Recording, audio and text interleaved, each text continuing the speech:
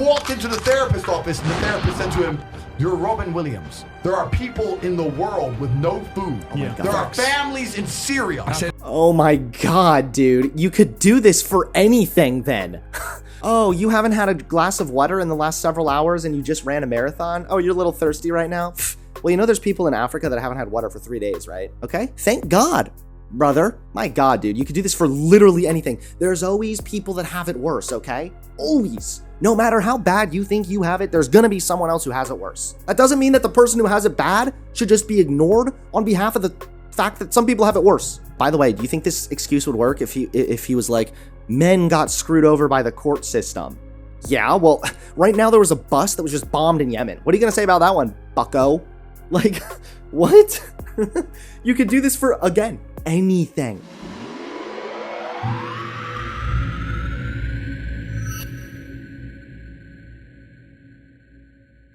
Never believe in things that make you weak. Andrew Tate, motivational video. Motivational video. Now, I don't know about you people, okay, but I am ready to be motivated. Hopefully this motivates us in a good direction. A lot of the times this red pill stuff does in fact make me motivated, but it makes me motivated to go and drive my car off of a bridge. Hopefully, in this case, we're going to be motivated to be better human beings, okay? Let's see what our little friend here, Andrew Tate, has to say. Being a man about things isn't not feeling things. It's feeling things and still acting like a man. Let me tell you something. Depression is not real. Feeling things and still acting like a man. Again, that means that you're feeling things, but then what? Keeping it inside, suppressing it? Again, it's important to recognize the time and the place to express certain emotions. You shouldn't be breaking down at work if the job doesn't go right. You shouldn't be wailing if you lose your phone. This goes for men and this goes for women. But if you're experiencing emotions, keep in mind emotions are different from feelings. Emotions are actually biological responses. Something is going on in the human brain. It is a biological phenomenon. So if you're experiencing emotions, that's still important to address that. Just recognize the time and the place. So I don't know what he means with just being a man isn't about not feeling things. It means feeling things and still being like a man. It sounds like you're saying like, so you feel things and then just keep it inside then? I don't know. It's feeling things and still acting like a man. Let me tell you something. Depression is not real.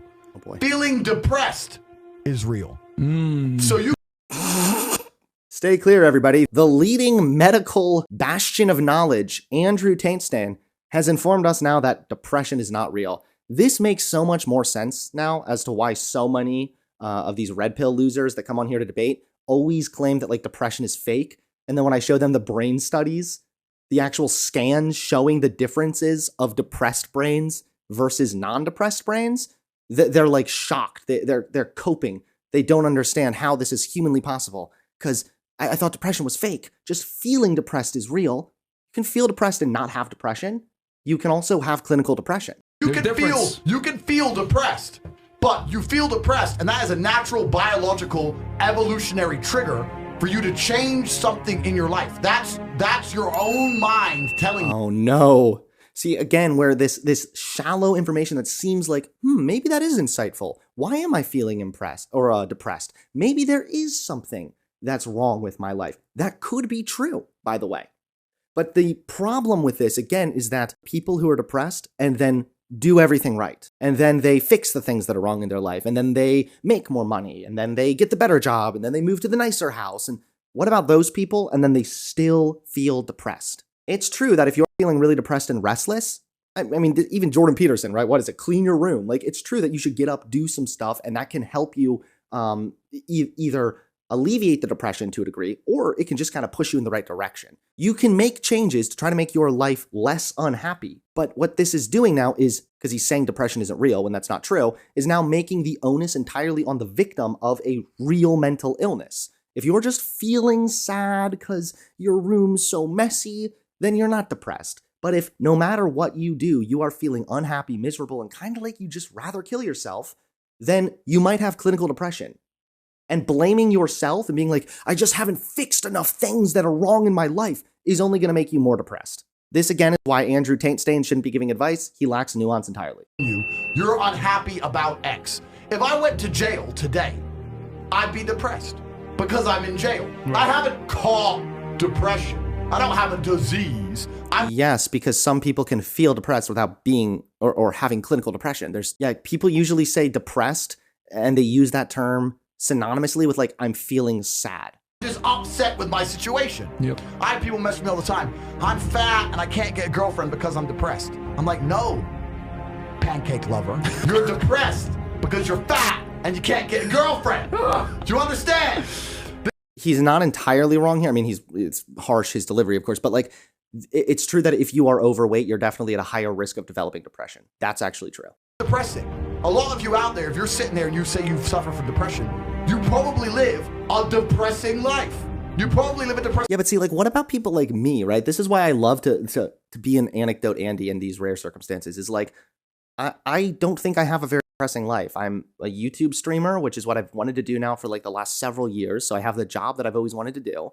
I have a wife who is beautiful and is lots of fun to hang out with. So I have a really hot wife. I have 2 amazing little kids. I don't have a depressing life. I honestly have quite the opposite, which is why it's depression as far as an actual disease goes. This is why, for me, I have clinical depression because it's illogical, because my life is not depressing, but I still feel depressed. That's the fucking illness right there. But again, for some people, it might be true that maybe you are just kind of rolling over, giving up, just saying, oh, I'm just too sad. I don't, boo-hoo. Like, yeah, if you're just wallowing in self-pity, that's a problem. And even if you have clinical depression, it's not an excuse to roll over, give up, and wallow in self-pity. But this, you just live a depressing life. Maybe for some people, but there's a lot of people who don't live depressing lives, who in fact live the opposite of depressing lives, and still suffer from depression because it is a disease. Depressing life. So if I was you, I'd be depressed. But if you were me, you'd be happy.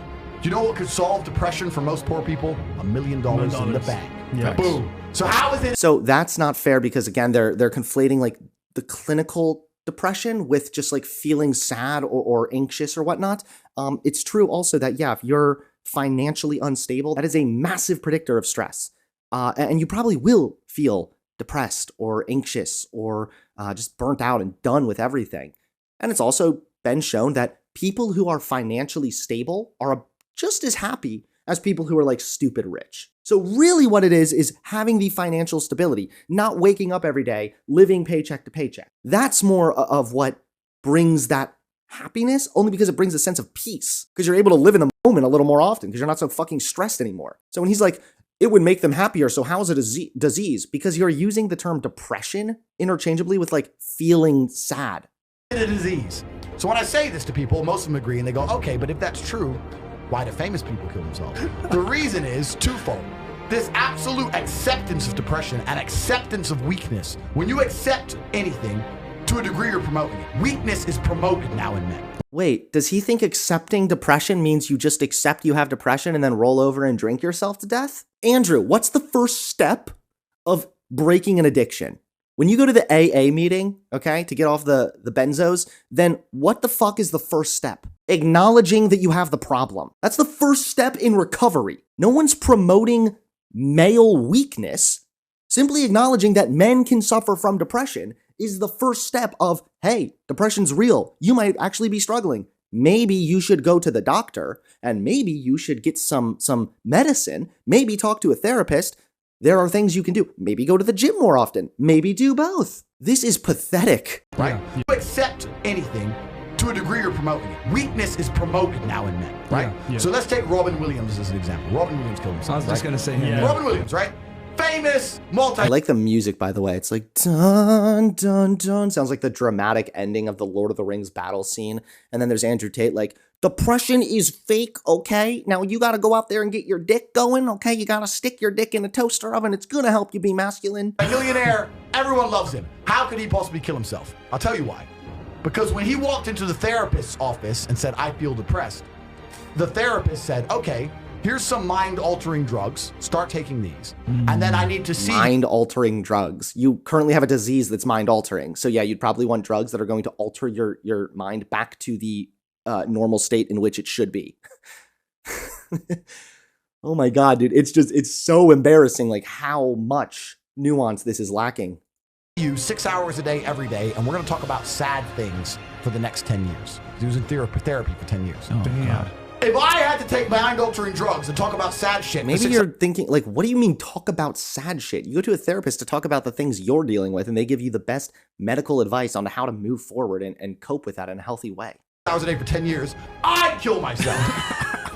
But if he would have... This is also bullshit because Robin Williams had a disease. He had a problem in which he was losing it wasn't like dementia. It wasn't Alzheimer's either. It was something like that where before he killed himself, he said he felt like he was slipping away, like he was losing his self. Like it was fucking terrifying. My God.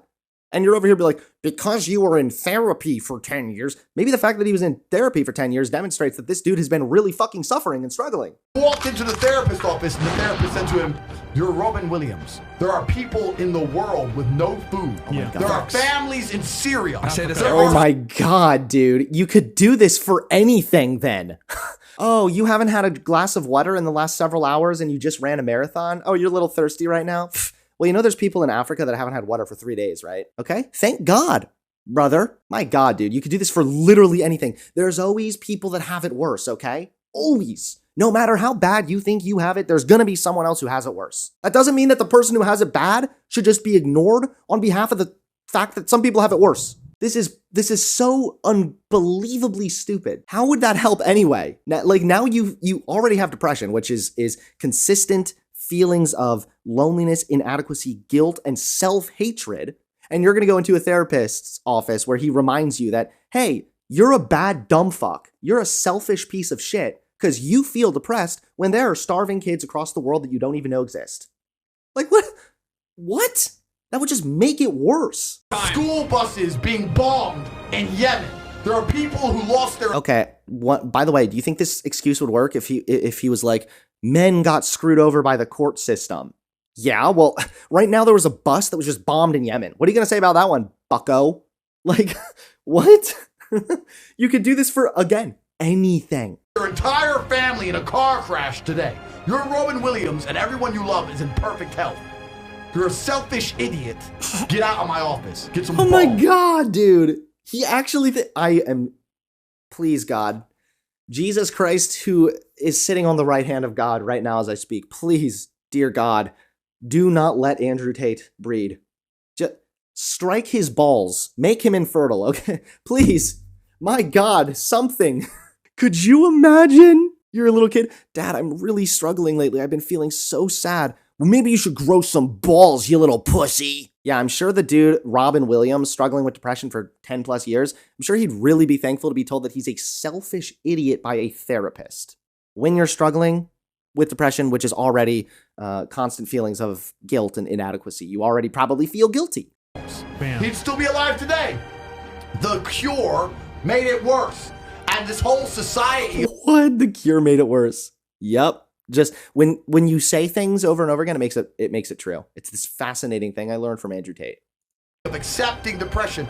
As soon as someone's depressed, instantly go to them. Oh, poor you. It's okay. We know you can't help it. You can't help it. Why are you telling people they can't help it?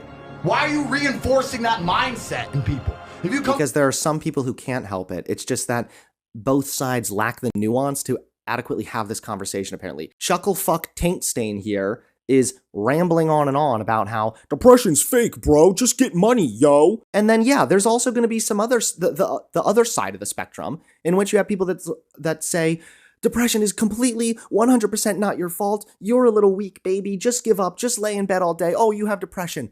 No, we need to come to a middle ground, which is, hey, depression, especially if we're talking about it as, like, by definition, depression, like a clinical thing, is a real illness. It's a real problem. It also doesn't mean, though, that if you have depression, you should give up or that there's nothing you can do about it. You should go to the gym, do what you can to make your life better, and try and reduce the depression as much as possible. Physical exercise literally is proven to reduce depression. But for some people, that's not enough. And if it's not, then maybe go to therapy. Maybe medicine is the answer, you know? Like, that's the actual conversation that should be had, not just depression fake, or if you're depressed, then there's nothing you can do about it, roll over, give up, die. Come to me and say you're depressed, I say, I will fix you.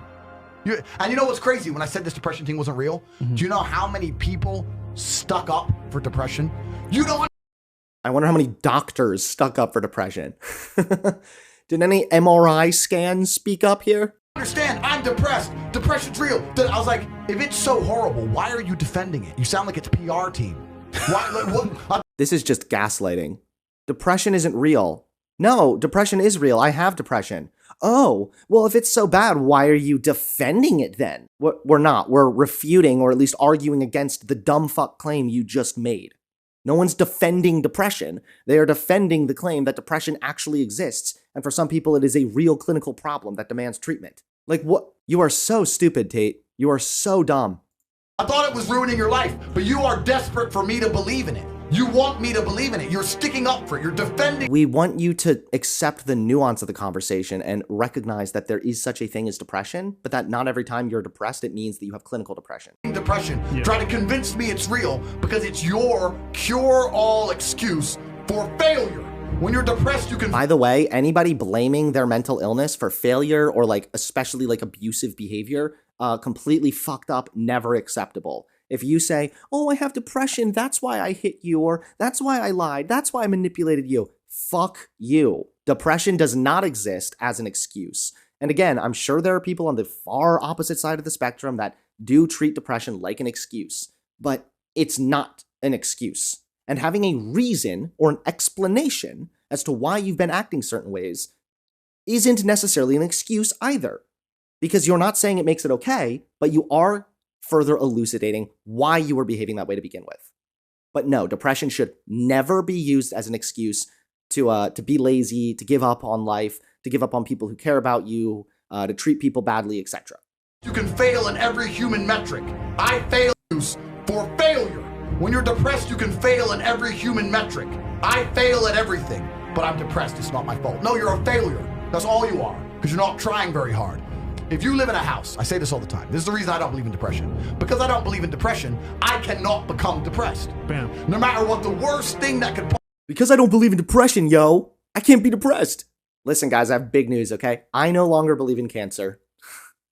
I'm so excited. I am now completely free of getting cancer because I don't believe in it. You know, it's bullshit made up by the government. It's a lie designed by the Martians to trick us into being distracted so we don't pay attention to the cabal that's actually in charge and using alien technology to slowly but surely turn us all into lizards where we will then be shipped against our will to the colony on the moon. But either way, yeah, no more cancer for me. Woohoo!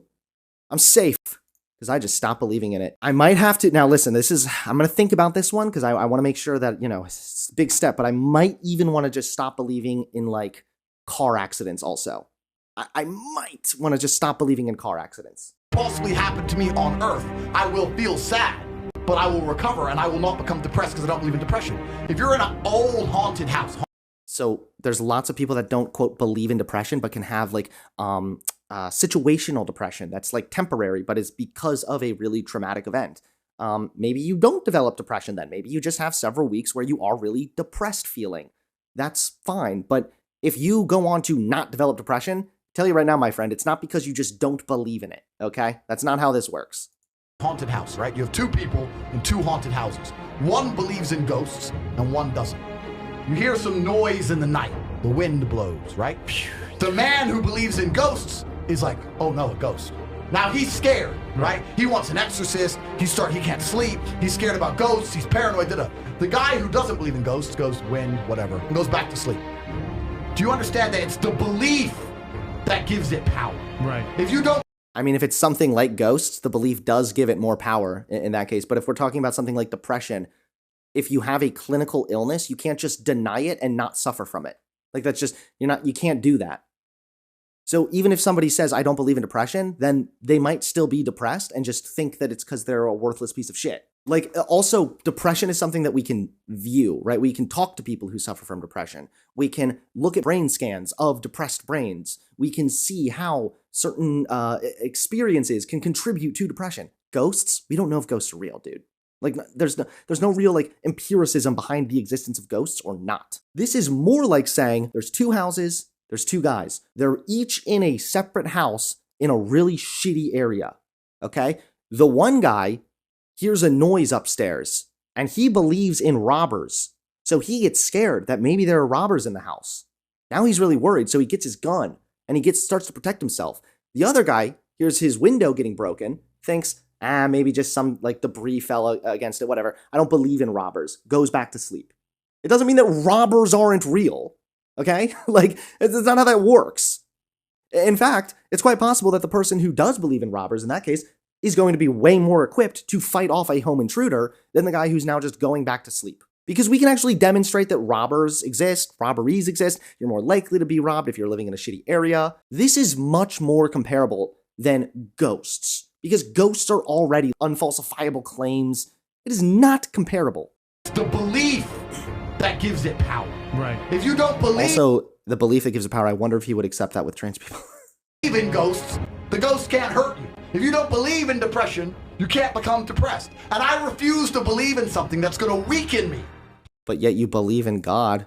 Wow, wow, wow. I refuse to believe in something that's going to weaken me. Hypothetically, if you do have clinical depression, it is far stronger to accept a problem and then do what is necessary and take fucking responsibility for your health and start to try and get better, whether it be going to the gym, seeing a therapist, medicine, whatever. That's the much stronger thing to do than just like, but it might make me weak and sad, so I'm just gonna ignore it. Because you're never gonna ignore it forever, my dude. It's going to manifest itself in one way or another. This is just ridiculous. Andrew Tate, unfortunately, seems to be under the impression that anytime somebody says depression, he correlates that with like, I'm feeling sad today because my cat got ran over. When it's far more in depth about that. Depression by nature is irrational. It's when you have everything, when you don't have circumstances that warrant depression, yet you still feel depressed. That is why depression is an illness, because it is irrational by nature. Being depressed is not being sad. It's possible to feel depressed and not have clinical depression, but clinical depression is also a very real thing. And just flat out saying depression isn't real sounds as though you're denying the existence of a clinical illness, which is empirically demonstrated. A very long-winded way to basically say, Andrew Tate Stain, you are a fucking degenerate idiot. You don't know what you're talking about, and honestly, I kind of wish you were just back in prison, because at least then you could shut your fucking trap.